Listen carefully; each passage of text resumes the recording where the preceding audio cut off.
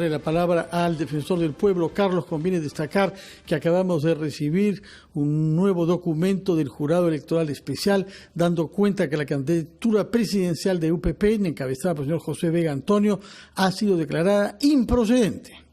Exactamente. Bueno, de seguro habrá una apelación ante la instancia superior que es el Jurado Nacional de Elecciones, pero sí, también se ha resuelto, Fernando, admitir la fórmula presidencial del partido Renacimiento Andino, que encabeza Ciro Gálvez como candidato a la presidencia de la República. Muy bien, hemos dado cuenta de eso, podremos desarrollarlo después. Recordemos que la UPP es el partido inspirado por Antauro Humala desde la cárcel en la que se halla por homicidio de policías. Vamos a hablar ahora, como hemos anunciado, con el defensor del pueblo, que el día de ayer hizo un balance de lo actuado por la Defensoría durante los meses que llevamos bajo estado de emergencia y con pandemia. Señor Walter Gutiérrez, buenos días. Fernando, Carlos, buenos días, encantado de saludarlos. Buenos días.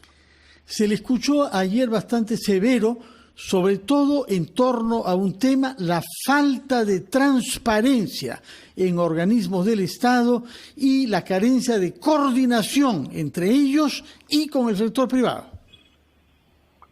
Bueno, el día de ayer la Defensoría del Pueblo ha rendido cuentas al país de su gestión en estos 12 meses y particularmente en los 9, 10 meses que llevamos de pandemia. Pero rendir cuentas no significa rendir cuentas solo a fin de año. Rendir cuentas es una obligación irrenunciable que tienen las autoridades de transparentar permanentemente las acciones que están realizando, las decisiones que están tomando y los recaudos que sirven para esa toma de decisiones. Por eso es que ayer hemos dado cuenta de todo lo que se ha hecho en la Defensoría, en las 24, en todas las regiones, durante todos estos días y más de un centenar de recomendaciones que la mayoría de ellas no han sido atendidas y que desafortunadamente le está costando mucho al país haber sido desoídas, porque un ejemplo concreto es el caso de los conflictos, donde nosotros tempranamente advertimos la necesidad de que se reactiven las mesas de diálogo, se establezcan mecanismos para diálogos a través de mecanismos remotos, si es que fuera el caso, o presenciales, que se retomen los puntos que habían sido acordados. En suma, en ese caso particular, 188 conflictos fueron dejados prácticamente helados, 90 y tantos de los cuales ya tenían mesas de diálogo. Hoy vemos que hay una ola de conflictos y se está actuando reactivamente. Así podríamos hablar del oxígeno, podríamos hablar de las camas UCI, de las mascarillas, de muchas de las cosas que a lo largo de los meses hemos informado, entre otros medios, a través de RPP, que tan prestamente nos ha apoyado para difundir las recomendaciones de la Defensoría. Doctor Gutiérrez, pero a ver, hay un tema que también fue tocado ayer y de manera enérgica en el sentido de la compra de las vacunas, que hasta ahora no se concreta, por supuesto. Hay un argumento que se ha esgrimido de parte de los representantes del Ejecutivo y que tiene que ver con las cláusulas de confidencialidad. Sin embargo, la Defensoría no respalda o no suscribe este argumento. ¿Por qué?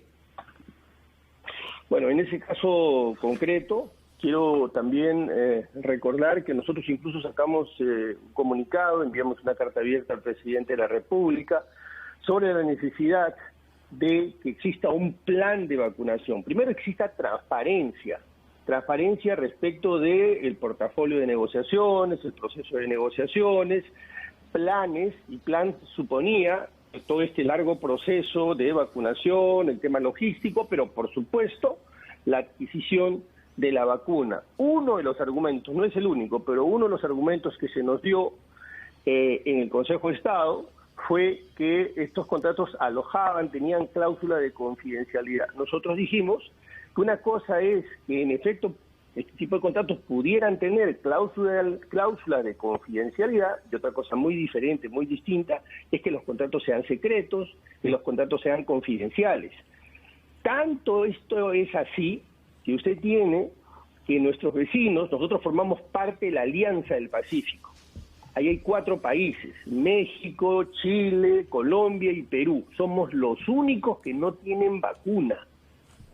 Ajá. Esto merece una explicación, esto merece una rendición de cuentas. Falta de transparencia, falta de rendición de cuentas significa qué pasó con el compromiso del Ejecutivo para repartir millones de mascarillas.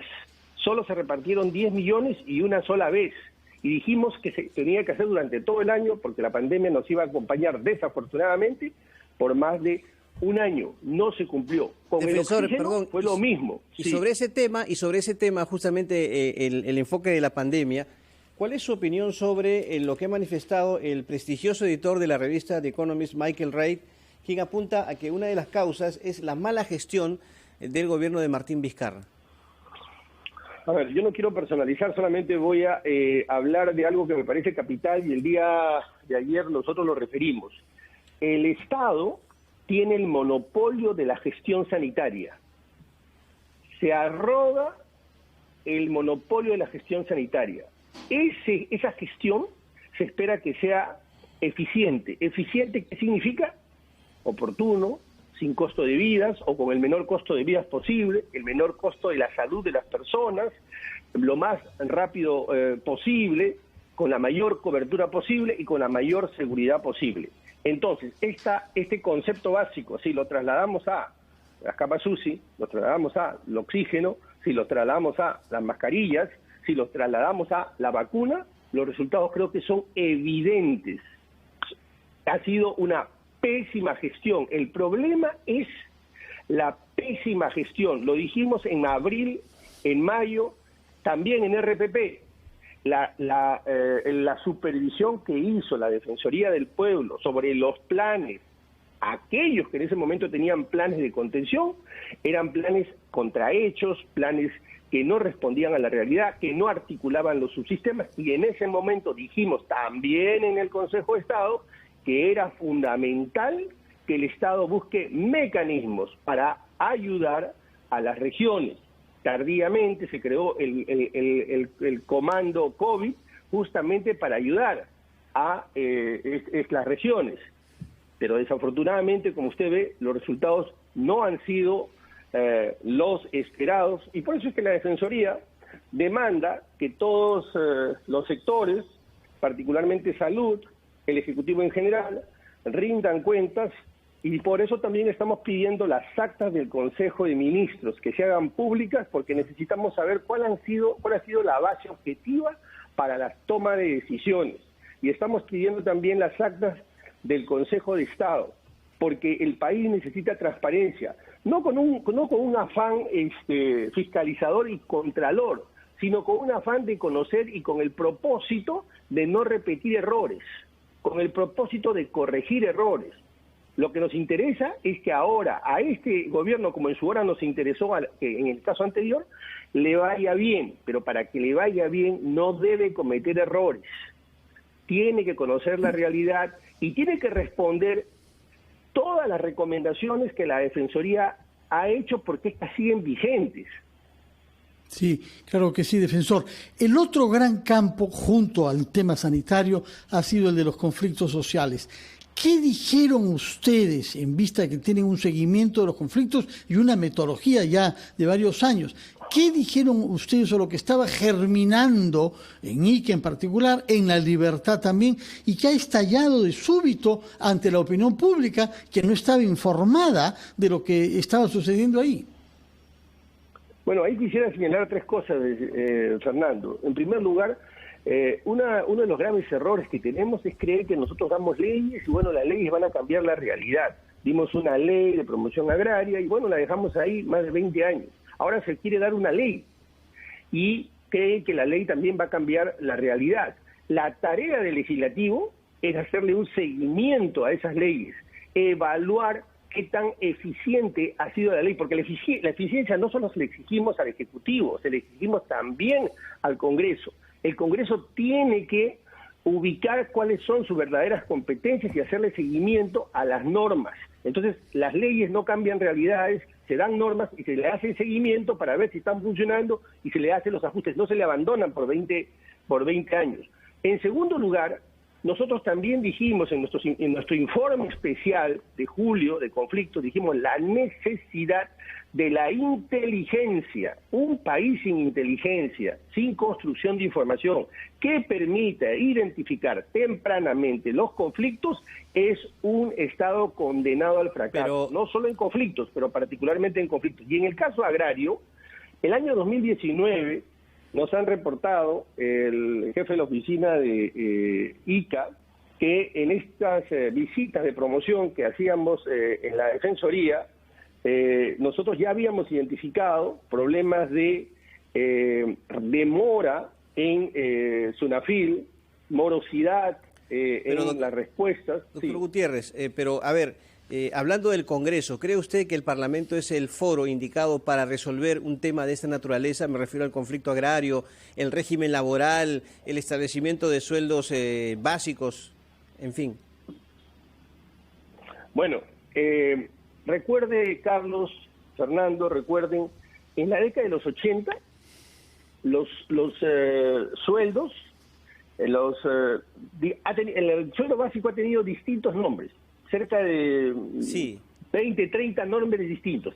En esa época era en el Congreso donde se daba. Pero en este momento... Y justamente, permítame redondear la idea, Carlos. En concreto, porque nos gana el tiempo, por favor. Sí, en concreto le diré que justamente que estamos regresando al pasado, no habríamos aprendido las lecciones, porque ese no es el lugar, esa no es la función. La función del Congreso es más bien llamar a SUNAFIL, llamar al ministro, evaluar la norma que dio. En los espacios, esto puede ser impopular, pero es la realidad. La realidad es que allí no se pueden aprobar normas de este tipo. Estas normas están preñadas de inconstitucionalidad. Puede ser impopular que el defensor del pueblo lo diga, pero yo tengo que decir las cosas tal como son. Esa no es una competencia, no es un espacio. Ahora estamos frente a un problema que vamos a tener que resolver y tener que poner, todas las partes tienen que poner algo para que esto salga bien, porque desafortunadamente hemos incumplido nuestras funciones. Muchas gracias, señor Walter Gutiérrez, defensor del pueblo, que el día de ayer presentó un balance de lo actuado por la Defensoría con esta constatación que no se ha contestado a muchos de los documentos que usted envió con consultas al Ejecutivo. Muchas gracias, que tenga usted un feliz fin de año. Carlos, hacemos una pausa y continuamos después a ampliación de noticias.